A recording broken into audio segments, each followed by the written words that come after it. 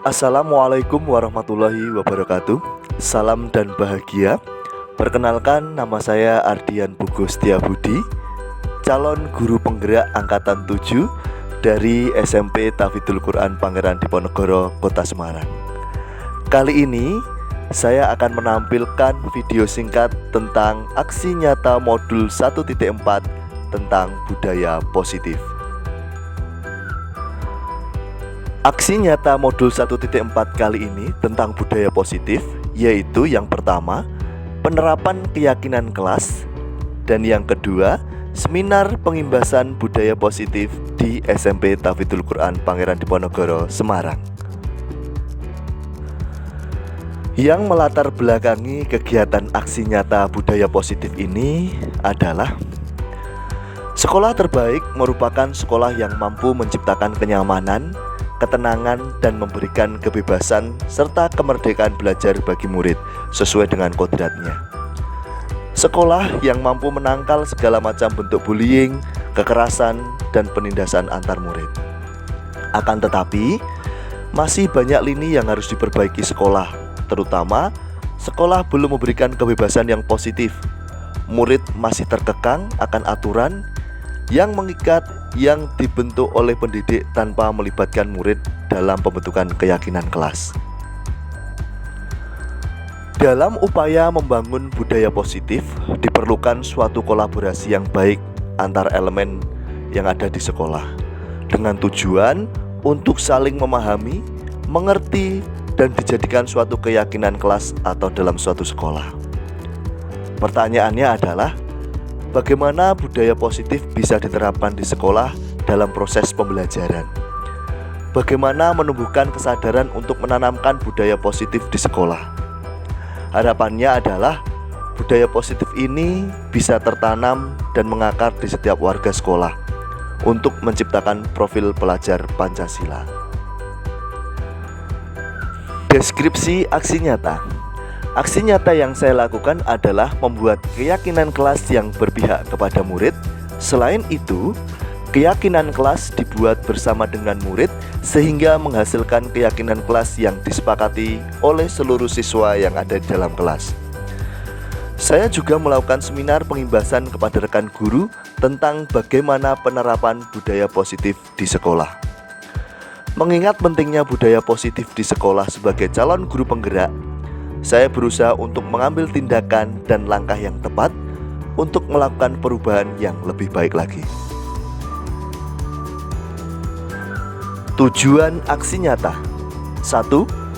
Menumbuhkan budaya positif kepada seluruh warga sekolah dengan menerapkan keyakinan kelas. 2. Menanamkan nilai-nilai profil pelajar Pancasila pada diri murid dalam kegiatan pembelajaran. 3. Menanamkan kebiasaan dan kesadaran berbudaya positif dimanapun, kapanpun, dan dengan siapapun. Tolak ukur yang pertama, murid mampu membuat keyakinan kelas yang ditempel di dinding kelas atau di papan tulis. Murid mampu mengaplikasikan nilai-nilai profil pelajar Pancasila dalam proses pembelajaran. Dan yang ketiga, murid mampu membiasakan berbudaya positif dimanapun, kapanpun, dan dengan siapapun. Lini masa aksi nyata. Yang pertama, guru menerangkan tentang pentingnya keyakinan kelas yang disepakati bersama. Yang kedua, mensosialisasikan kepada seluruh warga sekolah, yaitu kepada kepala sekolah, guru, murid, dan tenaga kependidikan akan pentingnya budaya positif di lingkungan sekolah. Yang ketiga, guru mengakomodir dalam pembuatan keyakinan kelas. Yang keempat, keyakinan kelas ini disepakati bersama dan diterapkan bersama. Yang kelima, menanamkan dan menumbuhkan kesadaran akan pentingnya budaya positif dalam membentuk profil pelajar Pancasila. Dan yang keenam, mendokumentasikan setiap kegiatan yang dilakukan dalam penerapan budaya positif. Dukungan yang dibutuhkan. Yang pertama, tempat yang memadai, sarana prasarana pendukung, dan dukungan dari semua pihak yang terlibat. Yang kedua, warga sekolah yang menjadi contoh dalam penerapan budaya positif di lingkungan sekolah. Yang ketiga, orang tua di rumah yang ikut berpartisipasi aktif dalam penerapan budaya positif di rumah. Yang keempat, seluruh warga sekolah berkolaborasi untuk menciptakan budaya positif di sekolah. Dokumentasi penerapan keyakinan kelas.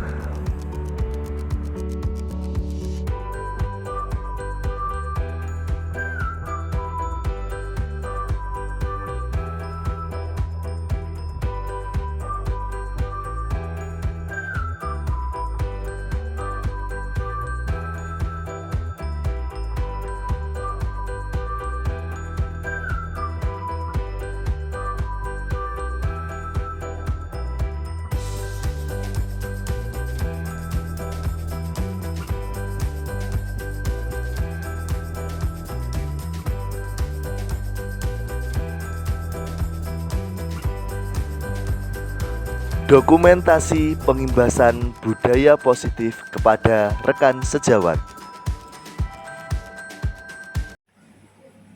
Bismillahirrahmanirrahim. Assalamualaikum warahmatullahi wabarakatuh. Selamat siang semuanya, sahabat dan saudara. Alhamdulillah hari ini kita bisa bertemu kembali. Nah, alhamdulillah alamin, puji syukur kita panjatkan kepada Allah Subhanahu wa taala. Di siang hari yang cerah ini kita semuanya bisa berkumpul untuk dalam kegiatan pengimbasan budaya positif dengan tema budaya positif dan dalam lingkungan sekolah. Ini perkenalkan, nama saya Adrian Gustia Budi, calon guru penggerak angkatan 7 di tahun 2022-2023. Jadi ini adalah salah satu tugas aksi nyata yang nanti akan digunakan untuk pengunggahan bukti aksi nyata bahwasanya saya sudah melakukan pengimbasan terhadap budaya positif yang dilakukan untuk teman sejawat atau guru. Nah, di sini ada PowerPoint yang bisa nanti saya sampaikan, yaitu tentang budaya positif. Nah, untuk yang pertama sebagai pembukaan, saya punya pertanyaan pemantik di sini. Silakan Bapak Ibu dijawab dengan bersama-sama. Pertanyaan pemantik, setuju atau tidak setuju? Nomor 1, hukuman dapat mendisiplinkan anak. Setuju atau tidak setuju? Tidak setuju. Ada yang setuju. Ada yang setuju? Ada yang tidak. Oke, bagus. Pemberian hukuman dengan hal positif seperti membaca atau membersihkan halaman sekolah dapat meningkatkan disiplin anak. Setuju? Setuju. Ya, setuju. Yang ketiga, memberi penghargaan dapat meningkatkan motivasi belajar anak. Setuju. Baik, nanti kita akan lihat seperti apa untuk materinya. Silakan disimpan jawaban Bapak Ibu, nanti kita akan melihat. Nah, nanti kita akan membahas 6 topik, tetapi nanti secara singkat. Ya, jadi nanti kita butuh waktu sekitar 30-40 menit saja tentang 6 pokok dalam budaya positif. Selain disiplin positif, ada pemberian hukuman dan penghargaan, keyakinan kelas, ada kebutuhan dasar manusia, ada 5 posisi kontrol, dan segitiga restitusi. Nah, yang pertama, disiplin positif. Nah, di sini kita nanti akan mempelajari tentang disiplin positif adalah, nah, mungkin kecil-kecil tapi insya Allah tidak. Ada teori motivasi, ada 5 posisi kontrol, 5 kebutuhan dasar manusia, dan lain sebagainya. Nah, sebenarnya apakah motivasi anak-anak itu berdisiplin? Apakah untuk menghindari hukuman? Apakah untuk mendapatkan imbalan? Atau untuk menghargai diri sendiri? Nanti kita akan bahas lebih lanjut. Nah, kemudian posisi kontrol yang seperti apa kita ini sebagai guru? Ketika melihat anak kita melakukan kesalahan, apakah kita sebagai penghukum? Apakah kita sebagai orang yang menjadi pembuat rasa bersalah? Atau kita dalam menyelesaikan masalah itu menjadi teman, atau kita hanya memantau, atau kita menjadi manajer. Nanti akan kita kupas bersama-sama. Nah, kemudian selanjutnya,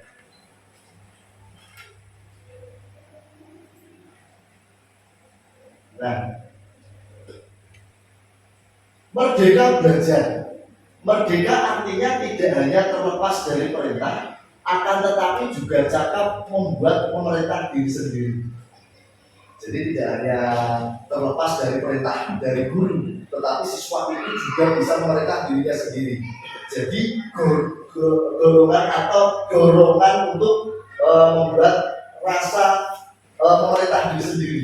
Jadi seolah-olah dia sudah memiliki kesadaran diri sendiri. Nah sekarang ini, kalau panjenengan tadi mengungkapkan dihukum oleh penghargaan, bahwa penghargaan berlaku sama dengan hukuman, dalam arti meminta atau membujuk seseorang melakukan sesuatu. Pengaruhnya apa? Pengaruh jangka pendek, jangka panjang. Penghargaan itu nanti juga akan bersifat menghukum. Artinya apa? Dihukum oleh penghargaan. Tergantung penghargaannya seperti apa. Kalau penghargaannya supaya dikasih uang 50.000, agar berprestasi sedikit dikasih 100.000, itu memang penghargaan. Tapi apakah itu nanti akan menumbuhkan sikap kesadaran siswa? Belum tentu. Karena apa? Kesadarannya hanya ketika diberikan penghargaan. Penghargaan mengurangi ketepatan, penghargaan merusak hubungan. Oke. Terus penghargaan, ada istilah penghargaan mematikan kreativitas. Jadi kreativitasnya ketika hanya penghargaan saja, ketika dia tidak diberikan penghargaan, maka siswa juga tidak akan kreativitas. Nah, bentuk apresiasi seperti apa seharusnya? Nah, contohnya ini, beri pengakuan secara khusus, beri pengakuan secara pribadi, beri pengakuan kepada semua murid bergantian dan secara konsisten. Nah, contohnya apa? Ini contohnya. Contoh apresiasi dalam kebajikan. Nah, nilai kebajikan, rasa empatimu sangat besar dalam pada saat mungkin menolong temannya yang sakit ke UKS, kasih penghargaan atau apresiasi. Tapi wujudnya adalah bukan wujud barang, tapi penghargaan secara lisan. Penghargaannya, saya menghargai kepedulianmu saat membantu teman tugas kelompok. Nah, penghargaannya itu lebih ke arah yang lebih positif, tidak memberikan sejumlah uang atau memberikan apa. Tuh. Kemudian ketika ada melihat anak-anaknya membersihkan lantai atau menjadi pel masjid, itu juga penghargaan. Terima kasih ya nak. Rasa tanggung jawab sangat luar biasa karena kamu telah memungut sampah atau membersihkan lantai dalam kelas. Itu bentuk apresiasi yang nanti akan menumbuhkan kesadaran anak. Ternyata apa ya istilahnya, penting sekali membersihkan kelas, kemudian dan yang lain. Nah, sekarang Bapak Ibu, hukuman dan konsekuensi.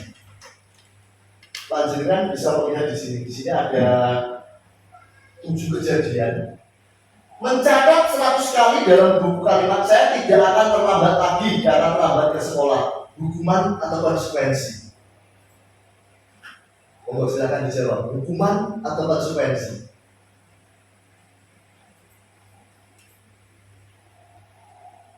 Mencatat 100 kali di buku kalimat saya tidak akan terlambat lagi karena terlambat sekolah.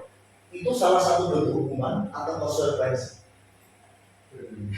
Dua-duanya.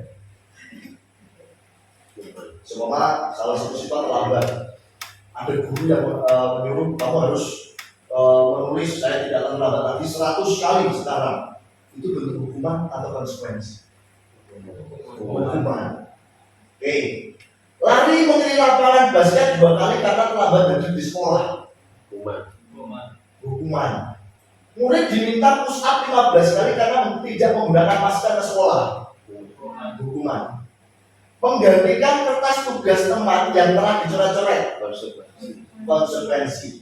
Membersihkan tumpahan air di meja tulis karena tersinggung pada saat belajar, konsekuensi. Murid disuruh untuk mengenakan sepatu seharian di sekolah karena tidak mengenakan sepatu hitam, hukuman. Kita lihat. Lari menilai lapangan basket 2 kali karena terlambat 10 menit untuk pelajaran PJUK, konsekuensi. Coba kita lihat. Nah, konsekuensinya tepat sekali tadi. Ini yang menjawab konsekuensi. Ketiganya hukuman. Dilihat dari kalimatnya sudah berbeda. Antara konsekuensi dengan hukuman. Kalau ini konsekuensi, kalau yang ini dari tutur bahasanya sudah baik. Terima kasih. Nah, kemudian selanjutnya kita akan membahas mengenai restitusi. Nah, restitusi ini adalah salah satu proses untuk memperbaiki kesalahan mereka. Jadi ketika kita mengetahui ada anak atau ada murid yang salah, sebaiknya kita menggunakan sistem restitusi ini, yaitu proses menciptakan kondisi murid untuk memperbaiki kesalahan mereka. Artinya apa?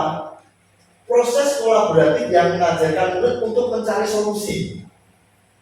Jangan kita saja yang mendikte, jangan kita terus yang memberikan perintah, tapi cobalah untuk murid itu dia berpikir untuk mencari solusi atas apa yang telah mereka perbuat.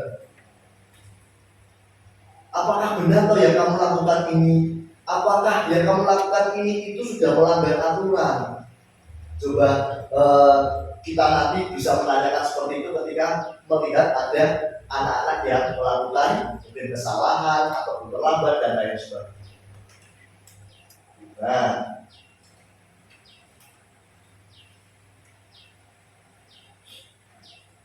ciri-ciri restitusi bukan untuk menebus kesalahan, tetapi untuk belajar dari kesalahan. Jadi anak-anak itu kita ajarkan bukan menebus kesalahan, tapi untuk belajar dari kesalahan. Nah, kita belajar bersama, saya pun juga masih belajar. Dan memperbaiki hubungan. Jangan sampai anak-anak, seumpama saya menghadapi anak ini, ya kan, anak yang berbuat kesalahan 1 atau 2 anak, kemudian saya mendrill, dikte perintah atau memberikan hukuman dan lain sebagainya. Nah, itu jangan sampai anak tersebut itu benci terhadap saya.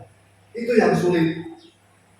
Sebisa mungkin ketika kita memberikan restitusi, memberikan pengaruh terhadap anak itu tidak membenci kita.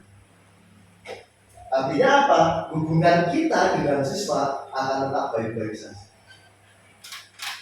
Terus yang ketiga berupa tawaran, bukan paksaan. Jadi saling tawar-menawar antara guru dan juga murid. Kemudian restitusi itu mencari kebutuhan dasar, mendasari tindakan, dan fokus pada solusi. Nah, ini fokus pada solusi. Jadi kita sebagai guru sebaiknya punya solusi-solusi yang jitu bagaimana menghadapi permasalahan-permasalahan. Jangan semuanya dilemparkan ke BK. Tapi kita sebagai guru itu tugasnya juga mengkonseling anak. Entah itu wali kelas, guru tahfidz maupun guru biasa pun, guru mapel itu juga punya kewajiban mengkonseling anak, saling mengingatkan anak dengan cara-cara yang tepat. Nah, ini sudahkah Bapak Ibu membuat keyakinan kelas ketika proses belajar mengajar panjenengan? Nah, ini bukan peraturan kelas ya, tapi ini keyakinan kelas. Kalau dulu namanya adalah kesepakatan kelas atau tata tertib kelas. Contohnya di kelas tidak boleh berbicara sendiri pada saat pembelajaran dan lain sebagainya. Nah, contoh ini, yang mana merupakan keyakinan kelas. Kalau ini kesepakatan. Nah, keyakinan kelas atau kesepakatan semacam ini setiap mapel berbeda-beda. Mari kita terapkan coba. Biasanya dikasih kertas apa namanya, sticky note. Nah, sticky note. Silakan dibagikan sticky note itu kepada siswa. Anak-anak disuruh untuk membuat satu kalimat keyakinan kelas pada kelas tersebut. Contohnya, pada saat belajar tidak boleh makan. Pada saat belajar tidak diperbolehkan minum. Selesai pembelajaran tepat waktu. Terserah anak. Anak mau mengungkapkan apa dalam kesepakatan atau keyakinan kelas itu. Setelah itu, coba panjenengan anak-anak suruh nempel ke depan. Nempel plot. Sticky note itu kan sudah ada kayak lemnya ya. Silakan nempel plot. Ada 32 tempelan nih, 7C seumpama. Nah, ini nanti keyakinan kelas ini nanti kita bahas pertama dulu. Jadi ketika kita awal masuk pembelajaran itu jangan langsung drill pembelajaran, tidak. Kita buat keyakinan atau kesepakatan kelas ini. Nah, kita cek dulu, kita sepakati bersama-sama dulu. Oh, contohnya yang ini. Oh, ini sepakati, tetap tertempel. Oh, ini tidak sepakat. Kalau di kelas diperbolehkan makan, kita tawarkan ke anak-anak. Pasti anak-anak itu banyak menjawab tidak boleh. Karena anak itu sudah paham bahwasanya ketika makan di kelas itu akan mengganggu sistem pembelajaran. Contoh lagi, tidak ada PR. Nah, kita sepakati bersama. Apakah ada solusi yang lain selain PR? Nah, itu. Terus kemudian ketika panjenengan sudah melihat dan merevisi semua kesepakatan atau keyakinan kelas itu, panjenengan salin di dalam kertas. Kemudian tempel di kelas itu. Ini loh keyakinan kelas untuk mapel IPA. Ini loh keyakinan kelas untuk mapel IPS. Banyak tidak apa. Tujuannya untuk apa? Dengan kesepakatan yang dibuat bersama-sama ini, maka akan menumbuhkan kesadaran siswa. Dan siswa itu akan berpikir ulang untuk melanggar keyakinan yang sudah dibuat. Coba panjenengan nanti bisa terapkan di dalam kelas. Seperti apa toh pembuatan keyakinan kelas dalam kelasnya masing-masing. Boleh kelas 7, boleh kelas 8, walaupun kelas 8 bukan kurikulum berbeda tidak masalah. Boleh kelas 9 tidak. Ini adalah sistem keyakinan.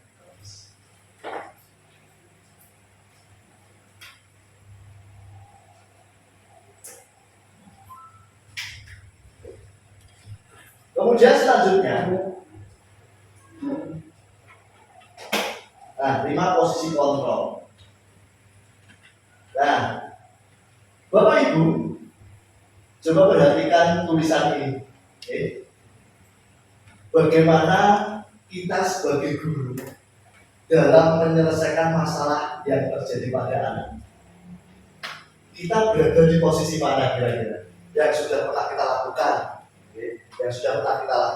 Kita introspeksi ke belakang. Mana yang pernah kita lakukan? Apakah kita sebagai penghukum? Apakah kita sebagai pembuat rasa bersalah? Apakah kita menjadi teman? Apakah kita memantau atau manajer? Biasanya manajer itu yang banyak memberikan pertanyaan, mengajukan beberapa pertanyaan. Kalau penghukum itu menghardik, dasar kamu anak ini. Tapi saya yakin tidak ada yang seperti itu, yang menghardik, kemudian menyindir dan lain sebagainya. Nah, kalau yang membuat rasa bersalah ini ada, nah, kemudian menjadi teman ini banyak. Nah, kalau sampai itu kita menjadi penghukum atau pembuat rasa bersalah, berarti identitas itu gagal. Artinya apa? Penyelesaian masalahnya gagal. Karena apa? Di sini menghardik terus, tidak akan ada solusinya di situ. Tapi ketika kita bersama-sama itu menjadi teman, pemantau, kemudian menjadi manajer ini, kita akan lebih leluasa. Kita akan lebih leluasa untuk memperhatikan anak-anak. Jadi anak-anak pun juga tidak suka dengan kita. Nah, coba kita nanti lihat contohnya ada, videonya ada. Oke. Ini contohnya. Ada kalimat-kalimat yang menyatakan ini sebagai 5 posisi kontrol. Saya kecewa sekali dengan kamu. Ini membuat rasa bersalah. Jadi merasa anak itu salah banget. Tapi dengan kata-kata biasanya kata-katanya lebih lembut. Terus kamu tidak pernah benar melakukannya. Jadi posisi pembuku. Nah, biasanya gunakan kalimat-kalimat ajakan seperti ini. Ayolah nak, nurut ya sama bapak ya. Ayolah nak, nurut ya sama ustaz ya. Nah, itu nanti itu posisi akan menjadi penting. Nah, kemudian ada pemantau, kemudian ada manajer dan lain sebagainya. Kemudian yang keenam adalah segitiga restitusi. Nah, ini adalah contoh dari penyelesaian masalah. Jadi ini tidak perlu saya terangkan lebih banyak. Saya akan menampilkan video tentang 5 posisi kontrol. Nah, ini. Baik Bapak Ibu, saya lanjutkan. Saya akan menampilkan 5 posisi kontrol kita ketika menangani masalah. Video ini berdurasi sekitar 10-an menit. Nah, kita sambil berintrospeksi, kita berkaca. Mudah-mudahan nanti setelah ada tayangan ini kita bisa melakukannya lebih baik untuk menangani masalah-masalah yang terjadi pada anak. Sehingga apa? Tercipta budaya positif.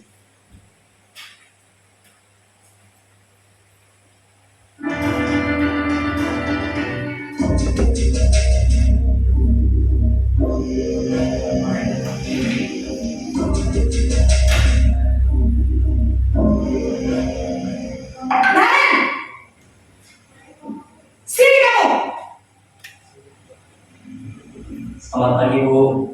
Selalu terlambat. Kamu deh, pasti terlambat. Maaf, Bu. Saya Apa? Apa coba? Alasan kamu apa lagi? Kapan sih kamu tidak terlambat? Malas sekali ya kamu jadi anak. saya Dasar pemalas. Gak kapok-kapok sih kamu. Sudah berapa kali terlambat? Sana, kamu keliling lapangan basket 2 kali. kenapa saya harus keliling lapangan basket, Bu? Kenapa? Kamu melawan ibu. Berani-beraninya jawab. Sudah terlambat, masih berani jawab pula. Sekarang, keliling lapangan basket 5 kali sekalian. Biar kapok. Cepat. Pergi sana ke lapangan basket. Posisi penghukum biasanya berbicara dengan nada tinggi, menghardik, menunjuk-nunjuk, menyakiti, dan menyindir. Hukuman bisa berupa fisik maupun psikis. Ibu dan bapak guru hebat. Dampak yang terjadi pada murid ketika guru berada pada posisi penghukum adalah murid cenderung akan memberontak, bahkan menyimpan dendam.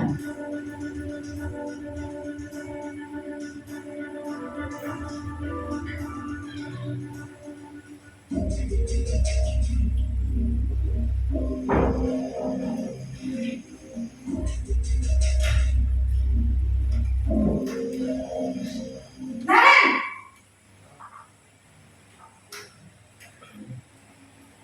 Selamat pagi, Bu. Naren. Kamu kenapa terlambat lagi, nak? Ya Tuhan, Naren. Kamu senang ya bikin ibu susah ya? Kalau kamu terlambat lagi, nanti ibu yang ditegur bapak kepala sekolah, nak. Disangka ibu tidak bisa membina kamu. Duh, gimana ini? Maaf, Bu. Duh, Gusti Naren. Kamu suka ya kalau ibu ditegur bapak kepala sekolah? Terus, sekarang ibu harus tulis apa ini di buku absen? Ini kamu sudah sering terlambat loh. Ibu harus apa coba? Maaf, Bu. Maaf sekali. Ya sudah, lain kali jangan bikin ibu susah lagi ya nak ya. Ibu tidak akan kuat lagi kalau kamu gini terus. Bisa jantungan kalau ibu tegur bapak kepala sekolah. Sana cepat kelas. Maaf ya, Bu. Maaf sekali. Posisi pembuat rasa bersalah berbicara dengan nada tenang, cenderung lembut. Namun kata-kata yang diutarakan membuat murid merasa menjadi orang yang gagal, memandang buruk dirinya sendiri, merasa tidak berharga, dan tidak sanggup membahagiakan orang lain. Ketika guru mengambil posisi pembuat rasa bersalah, murid akan menganggap dirinya yang bersalah dan ia akan menyimpan emosi negatif tersebut di dalam dirinya.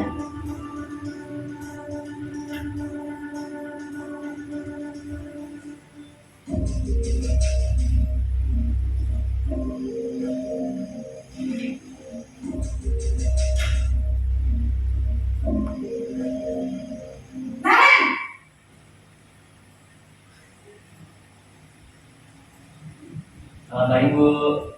Wah, sudah jam berapa ini nak? Terlambat lagi ya sayang. Iya Bu, habis ibu saya belum membangunkan saya Bu. Kamu malah menyalahkan ibu kamu. Kamu bukannya anak yang larinya paling kencang. Kok terlambat sih? Iya Bu, saya memang terlambat bangun tadi. Jadi biarpun saya rincang, tetap gak kejar Bu. Ya sudah sana. Nanti lain kali larinya lebih kencang lagi ya.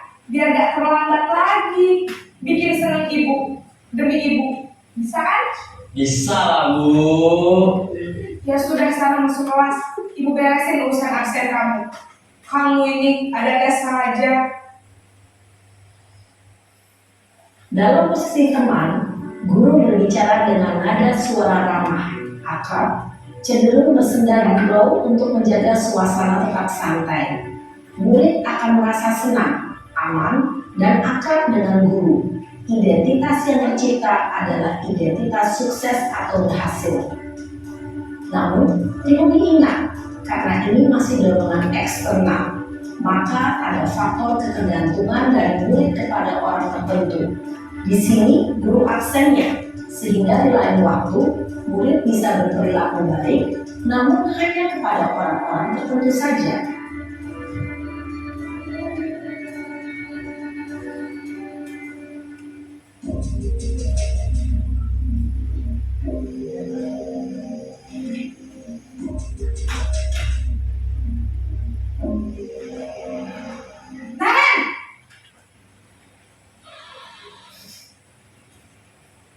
Selamat pagi Bu. Nah Ren, apa peraturan di sekolah kita tentang jam berapa kita harus masuk sekolah nak? Kita harus di sekolah jam 7 Bu. Iya betul, sekarang sudah jam 7.20. Naren sudah tahu konsekuensinya jika terlambat hadir. Paham Bu, saya harus tinggal kelas pas jam istirahat selama 20 menit. Iya benar, konsekuensinya demikian.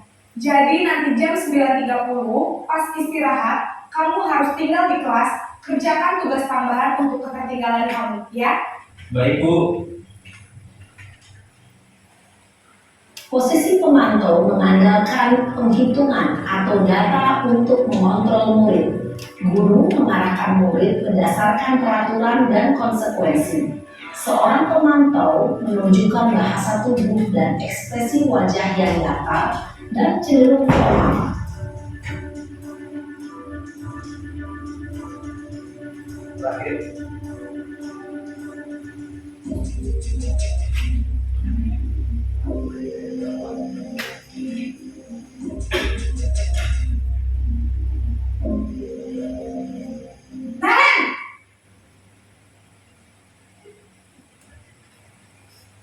Selamat pagi Bu.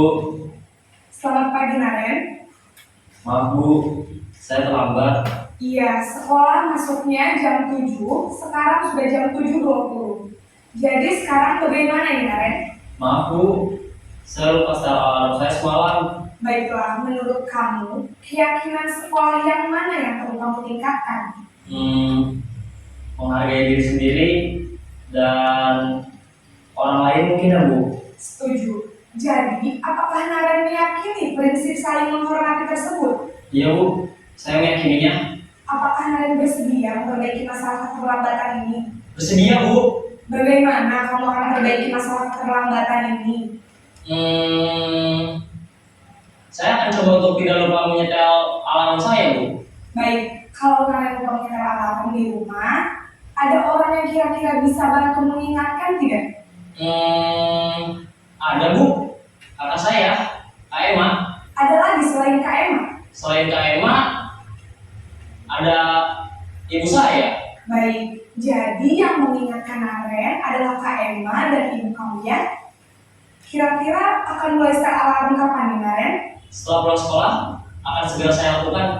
Baik, jadi Naren akan setel alarm untuk bangun besok pagi dan akan diingatkan oleh kakak dan ibu dan Naren ya. Ada lagi yang mungkin perlu dilakukan Naren agar tidak terlambat bangun lagi. Tidak ada, Bu. Baik Naren, terima kasih untuk kerjasama kamu. Sekarang kamu perlu kembali ke kelas untuk belajar. Baik, Bu. Terima kasih. Posisi manajer adalah posisi kontrol yang disarankan untuk membimbing murid memiliki sikap disiplin yang positif, yaitu murid yang mandiri, bertanggung jawab, dan dapat memecahkan masalah. Tujuan dan Bapak Ibu, tadi sudah melihat 5 posisi kontrol. Dan Bapak tadi, manakah yang Bapak Ibu atau Ustaz dan Ustazah menurut panjenengan itu yang paling bagus, paling baik dalam menangani masalah? Apakah penghukum, ada penghukum, ada pembuat rasa bersalah, ada posisi sebagai apa tadi yang ketiga? Teman. Yang keempat ada pengontrol atau pemantau, dan yang kelima adalah posisi manajer. Mana yang sekiranya paling baik dilakukan ketika menangani permasalahan yang terjadi pada siswa? Yang mana kira-kira? Teman. Sebagai teman atau sebagai manajer? Manajer. Memang benar. Posisi manajer ini yang memang paling dianjurkan untuk menyelesaikan permasalahan siswa. Sebagai teman sebenarnya juga tidak masalah, akan tetapi itu yang sudah disampaikan tadi, nanti nurutnya hanya pada beberapa guru saja. Tapi kalau semua guru bisa menerapkan posisi manajer ini, maka kesadaran anak, tanggung jawab anak, kemudian kepedulian anak terhadap peraturan yang ada di sekolah itu akan muncul. Makanya kita kemarin melihat beberapa anak yang terlambat. Mari mulai dari sekarang kita mencoba untuk menjadi manajer yang baik, guru sekaligus manajer, supaya apa? Anak-anak itu sebenarnya permasalahannya apa toh? Kita gali dulu. Terlambatnya itu kenapa? Nah, baru kita berikan, kita sisipi solusi-solusi kita. Dan kita tahu mungkin yang menyetel alarm, mungkin dibangunkan ibunya, atau tidurnya jangan terlalu malam, dan lain sebagainya. Jadi 5 posisi kontrol ini kami sebagai calon guru penggerak memberikan informasi bahwasanya ada beberapa faktor yang mempengaruhi 5 posisi kontrol ini. Jangan sampai kita menjadi seorang yang menjadi guru yang dibenci siswa gara-gara kita menangani masalah anak yang tidak sesuai. Jadi seperti itu. Sampai sini ada yang mau ditanyakan tentang disiplin positif dan juga 5 posisi kontrol, tentang hukuman dan konsekuensi? Ada yang mau ditanyakan? Monggo? Tidak ada? Cukup? Kalau tidak ada, saya cukupkan sekian. Mudah-mudahan kita semuanya bisa sedikit banyak mengadopsi atau sedikit banyak bisa mengerti tentang posisi kita sebagai seorang guru. Apakah kita hanya sebagai seorang guru saja yang hanya mentransfer atau memberikan ilmu mengajar saja, ataukah peran kita itu juga sebagai seorang konseling? Jadi sebenarnya guru itu selain dia mengajar, dia juga bertugas sebagai konseling. Tidak semuanya dilimpahkan ke guru BK. Jadi sebisa mungkin kita guru di sini, pengajar di sini, kita mengetahui bagaimana cara yang baik dalam menyelesaikan masalah yang terjadi pada siswa. Buat siswa itu menjadi menjadi anak yang memiliki tanggung jawab yang besar, memiliki kesadaran yang besar. Sehingga apa? Mudah-mudahan tidak kita suruh anak-anak itu bisa memiliki kesadaran untuk bertindak lebih baik. Mungkin dari saya itu dulu. Terima kasih atas kerjasama dan waktunya dan perhatiannya. Saya akhiri. Sekali lagi terima kasih. Wassalamualaikum warahmatullahi wabarakatuh. Atur. Testimoni murid. Assalamualaikum warahmatullahi wabarakatuh. Perkenalkan, nama saya Kemal Rehanur dari kelas 7A SMP Tahfidzul Quran Bangkalan Diponegoro. Selama saya mengikuti KPM, baru pertama kali ini saya menemukan program seperti ini. Ya, mungkin sudah pernah menemukan yang mirip kurang lebih. Tetapi program kali ini benar-benar berbeda, karena siswa benar-benar dibebaskan untuk menyampaikan pendapat atau kesepakatannya sendiri. Selain itu, terdaftarnya kesepakatan ini juga tergantung pada setuju atau tidaknya siswa. Program ini membawa beberapa manfaat, seperti siswa semakin mudah mengikuti atau mengingat peraturan atau kesepakatan yang sudah dibuat. Yang kedua, siswa melatih siswa untuk menyampaikan pendapat dan memilah mana yang baik dan mana yang buruk. Ya, jadi program ini benar-benar cocok untuk siswa karena masalah dapat diselesaikan dengan terjalinnya komunikasi antara guru dan siswa.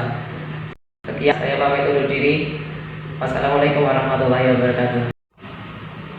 Assalamualaikum warahmatullahi wabarakatuh. Perkenalkan, nama saya Devin Costa Akbar dari kelas 7B SMPTK Pangeran Diponegoro. Berdirinya saya di sini, saya ingin menyampaikan kesan saya.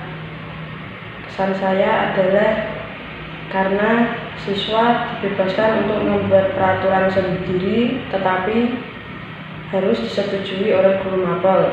Hal ini juga bisa membuat siswa tidak bosan saat belajar. Jadi kami berdiskusi dengan guru mapel untuk membuat peraturan sendiri. Dengan izin, peraturan bisa diterima oleh guru mapel. Terima kasih atas waktunya, karena saya ingin menyampaikan kesan dan perasaan saya. Bila ada salah kata, mohon dimaafkan karena kesempurnaan hanya milik Allah. Wassalamualaikum warahmatullahi wabarakatuh. Assalamualaikum warahmatullahi wabarakatuh. Perkenalkan, nama saya Tidis Pangestuti Barosari dari kelas 7C. Kali ini saya akan menyampaikan pesan dan kesan saya setelah mengikuti pelajaran IPA. Jadi, saya sangat senang sekali setelah Ustadz memberikan peraturan yang disepakati oleh kedua belah pihak, yaitu antara siswa dan guru, sehingga pelajaran terasa lebih menyenangkan. Wassalamualaikum warahmatullahi wabarakatuh. Testimoni rekan sejawat. Assalamualaikum warahmatullahi wabarakatuh. Perkenalkan, nama saya Triadi Prasetyo, guru bahasa Inggris di SMP Tahfidzul Quran Pangeran Diponegoro. Selama saya mengikuti pemaparan pengibasan budaya positif yang telah disampaikan oleh Bapak Puku, saya merasa menambah pengetahuan dan wawasan tentunya tentang cara kontrol terhadap siswa.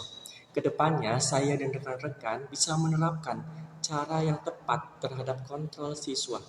Terima kasih. Wassalamualaikum warahmatullahi wabarakatuh. Sekian video tentang budaya positif yang bisa saya sampaikan. Terima kasih, salam dan bahagia, salam guru penggerak. Wassalamualaikum warahmatullahi wabarakatuh.